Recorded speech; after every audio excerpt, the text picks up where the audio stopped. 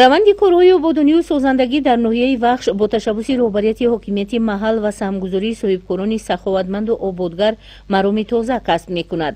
давоми солҳои 2018-2019 дар ҳудуди ноҳия иншооти гуногуни маишиву хизматрасонӣ қомат афрохта ба ҳусни шаҳраку деҳоти ноҳия таровати тоза бахшидааст. илова ба ин тозакориҳо бо ташаббуси роҳбарияти ҳокимияти маҳал дар даромадгоҳи ноҳия дарвозаи хуштару замонавӣ бунёд шуда душафати шоҳроҳи марказии ноҳия чароғон гардидааст. тибқи иттилои масъулини бахши меъморӣ ва шаҳрсозии ноҳия дар доираи нақша чорабиниҳо бояд то ҷашни 30-солагии истиқлолияти давлатии ҷумҳурии тоҷикистон дар ҷамоатҳои шаҳраку деҳоти ноҳия 209 иншооти таъйиноташ гуногун бунёд мегашт. шумораи иншооти ҷашнӣ бо назардошти ба инобат гирифтани дархости шаҳрвандон ва соҳибкорони маҳал ба 342 адад расида, корҳои созандагӣ дар ин замина равнақи тоза касб мекунад.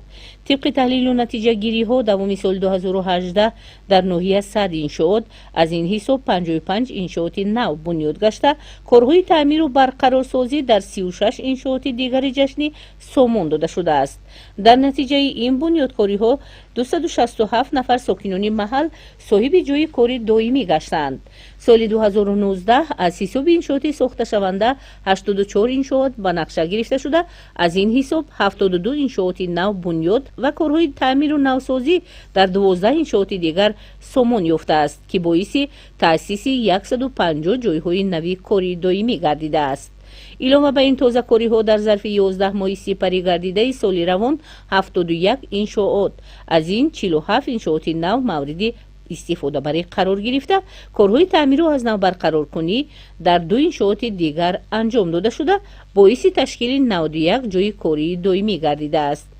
дар маҷмӯъ дар ноҳияи Вахш аз 342 иншооти ҷашнӣ 255 иншоот пурра, бунёд ва навсозӣ шудаанд, ки 74 аз 106% нақшаи пешбинишударо ташкил медиҳад ва боиси бо ҷойи кории доимӣ таъмин гаштани 508 нафар сокинони маҳал гардидааст. ин ташаббусҳои созанда дар заминаи дастуру супоришҳои бевоситаи асосгузори сулҳу ваҳдати миллӣ пешвои миллат муҳтарам Эмомалӣ Раҳмон амалӣ гашта, на танҳо боиси ободонии як гӯшаи ватан, балки боиси беҳдошти вазъи зиндагии беш аз 500 нафар сокинон, беҳдошти вазъи иҷтимоии онҳо мусоидат кардааст. бо мақсади натиҷагирӣ аз корҳои сомон ёфта дар самти бунёд, таъмиру барқарорсозии иншооти гуногуни ҷашнӣ дар ноҳия гурӯҳи корӣ амал намуда, баҳри натиҷагирии корҳои сомон ёфта дар толори қасри фарҳангии офтобаки ноҳия ҷамъомад доир шуд, ки зимни он оид ба вусъат бахшидани корҳои ободонию созандагӣ дар иншооти дигари ҷашнӣ фикру ақидаҳо баён гардида, дастуру тавсияҳо ҷиҳати боз ҳам вусъат бахшидани корҳои ободонию созандагӣ ба шарафи ҷашни ифтихории миллат 30-солагии истиқлолияти давлатии ҷумҳурии тоҷикистон пешниҳод гардид.